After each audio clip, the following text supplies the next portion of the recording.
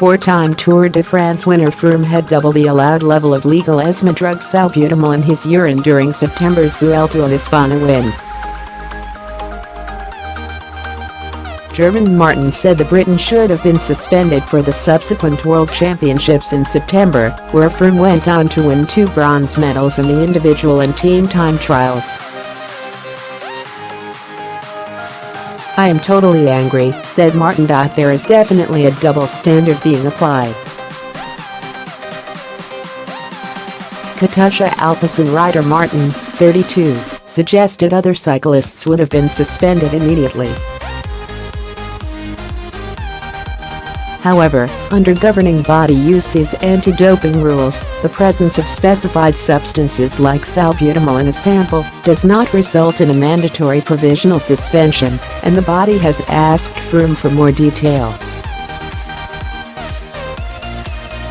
Froome, who became only the 3rd man to win a Tour and Vuelta in the same season this year, was notified of the adverse analytical finding from a test on 7 September. On 20 September, the same day he won individual time trial bronze at the World Championships.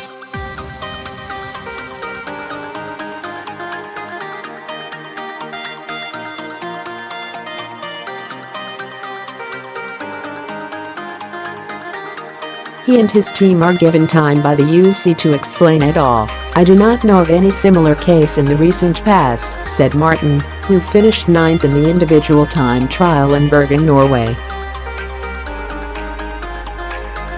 "That is a scandal, and he should at least not have been allowed to appear in the World Championships." Martin added he had the impression that there is wheeling and dealing going on behind the scenes and questioned whether Team Sky and Froome enjoy a special status.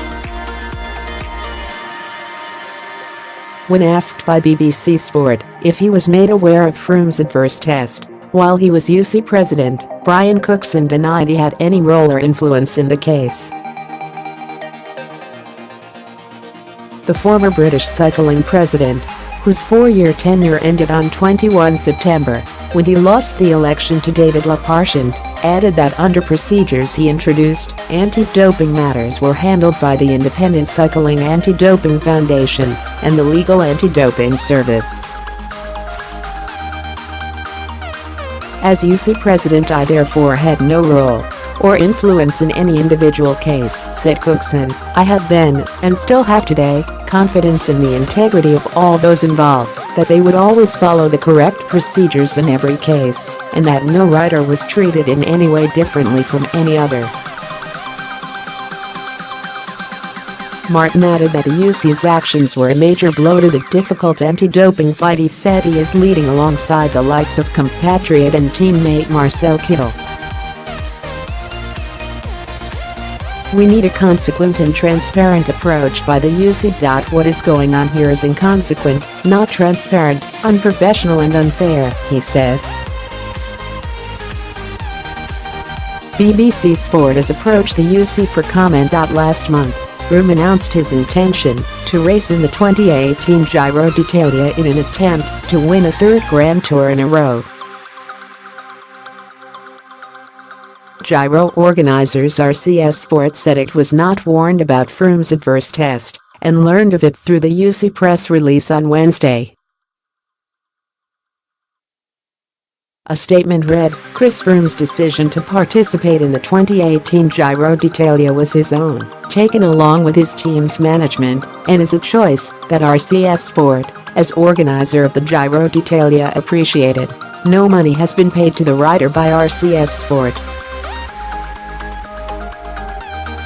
Both RCS Sport and the Giro d'Italia's race direction reaffirm their full support of the Cycling Anti-Doping Foundation, CADF, and will respect whatever decisions are to be taken in the future.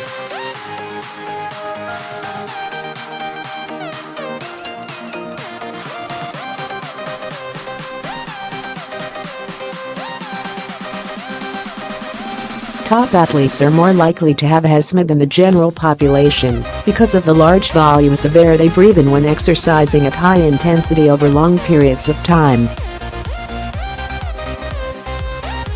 My hope is that this doesn't prevent asthmatic athletes from using their inhalers in emergency situations for fear of being judged," Froome posted on Twitter. "It is not something to be ashamed of." Froome is facing questions after returning an adverse result for illegal asthma drug salbutamol during his Vuelta of Espana victory. The urine test, taken on 7 September, showed Froome's levels of salbutamol were at 2,000 nanograms per milliliter, mg per milliliter, compared to the World Anti-Doping Agency's WADA threshold of 1,000 mg per milliliter. The use of salbutamol is permitted, without the need of a therapeutic use exemption, too, but only within certain doses. Froome and Team Sky insist he did not inhale more than the permissible dose. Because there are legitimate reasons why Froome was taking salbutamol, he has not been suspended and is providing more detail to the UCI. He could face a series of laboratory tests to try to replicate and explain his adverse drugs test. He could be banned if he fails to explain the finding, and, if so, he faces being stripped of his Vuelta title and 2 World Championship bronze medals, while he could also miss next year's Giro d'Italia and be unable to defend his Tour title in July.